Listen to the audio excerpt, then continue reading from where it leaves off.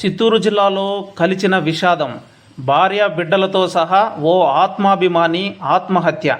వివరాల్లోకి వెళితే చిత్తూరు జిల్లా పలమనేరు మండలం మండీపేట కోటూరుకు చెందిన దామోదర్ అనే వ్యక్తికి నిర్మల అనే మహిళతో వివాహం జరిగింది.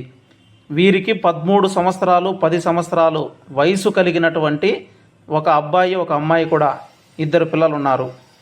10 సంవత్సరాల మునుపు చిత్తూరు రూరల్ మండలం బంగారెడ్డిపల్లిలో వచ్చి స్థిరపడ్డారు. కానీ ఏ పాపం చేశారో కానీ వీరి కుటుంబాన్ని అనారోగ్య సమస్యలు ఆర్థిక సమస్యలు వెంటాడాయి. కోలుకోలేని విధంగా వెంటాడుతున్నాయి.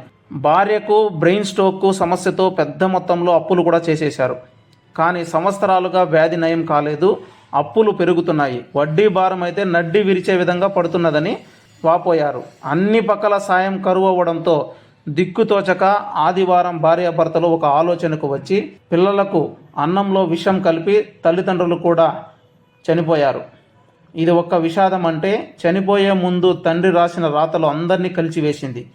మా దహన క్రియలకు మా ఫోన్పేలో డబ్బులున్నాయి, పిన్ నెంబర్ కూడా ఇదేనని ఒక తెల్లటి కాగితం మీద రాసి వారింట్లో ఉన్న టీవీకి అతికించి చనిపోయారు. ఈ పేపర్ మీద రాసిన రాతలు చూసి గ్రామమే శోకసంద్రంగా మారింది. బంగారెడ్డిపల్లిలో దామోదర కుటుంబంలో తీవ్ర విషాదం నెలకొంది. దామోదర కుటుంబం పెద్ద, వాళ్ళ భార్య నిర్మల, కుమారుడు దిలీప్, కుమార్తె శ్రీవిద్య, 4 చనిపోయి ఉన్నారు.